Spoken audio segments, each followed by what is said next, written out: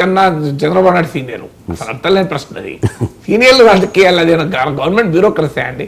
మోడీ కన్నా చంద్రబాబు సీనియర్ కదా, మరి మోడీ ఎందుకు prime minister, Chandrababu Naidu chief minister ఎందుకైండు? చంద్రబాబు నాయుడు గారు రేవంత్ రెడ్డి కన్నా సీనియర్లు కాంగ్రెస్ లో లేరా? మరి ఆ ప్రశ్న వల్ల ఉపయోగం ఏముంటుంది? అట్లాంటి ప్రశ్నలకు అర్థమే లేదు కదా. అందువల్ల అంటే నా ఫ్లో దెబ్బతినే ప్రశ్న అది, అల్ల ఉపయోగం ఏం లేదు. సో ఇప్పుడు నేను మాట్లాడేది ఆగిపోయే ప్రమాదం ఉంటుంది. సో అందువల్ల ఇక్కడ ఏంటి, ఇక్కడ మనకు అర్థం కావాల్సింది అంటే అనివార్యంగా లోకేష్ అలాగే పవన్ కళ్యాణ్ అనేటువంటి కంపారిజన్ వచ్చినప్పుడు పవన్ కళ్యాణ్ మోర్ అసర్టివ్గా, మోర్ ఇన్ఫ్లుయెన్షియల్గా కనబడుతున్నాడు.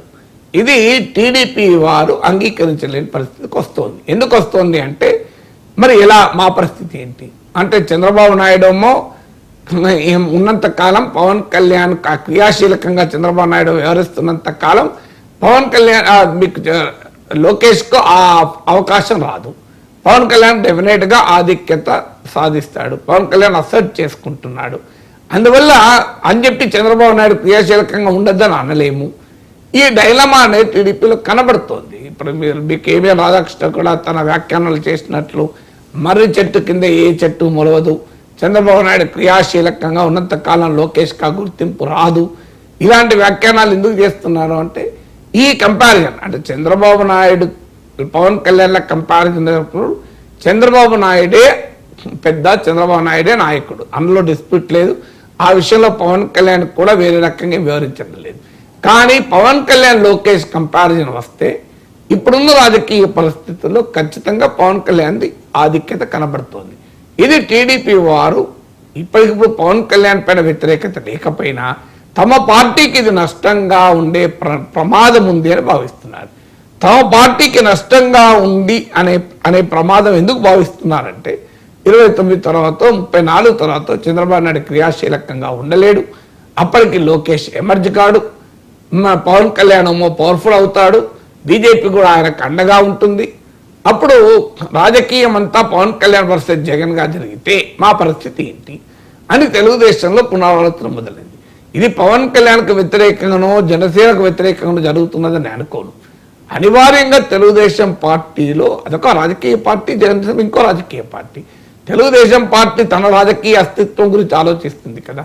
అందువల్ల తెలుగుదేశం నాయకులు తొందరపడకపోతే అంటే లోకేష్ కూడా ఈక్వల్ స్టేచర్ ఇవ్వకపోతే ఇది టీడీపీ జనసేనల మధ్య అసిమెట్రీగా మారుతుంది.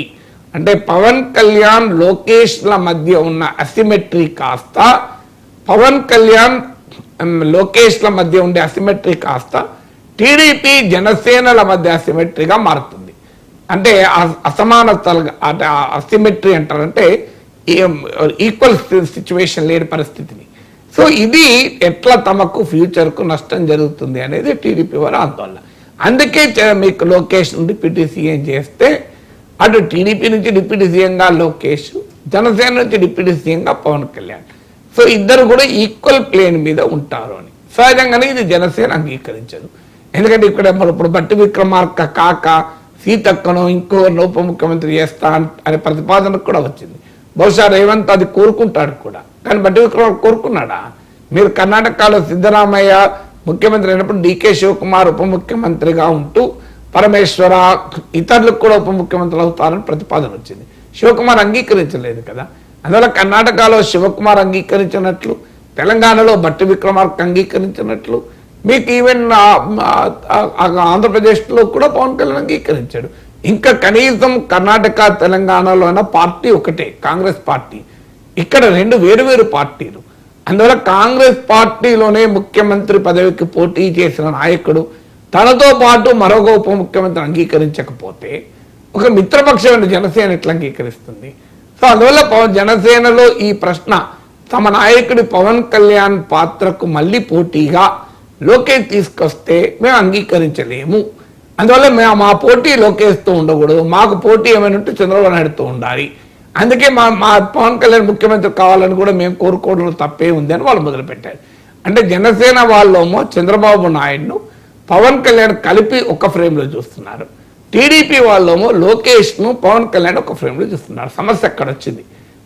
వాళ్ళు ఒక ఫ్రేమ్లో చూస్తున్నారు.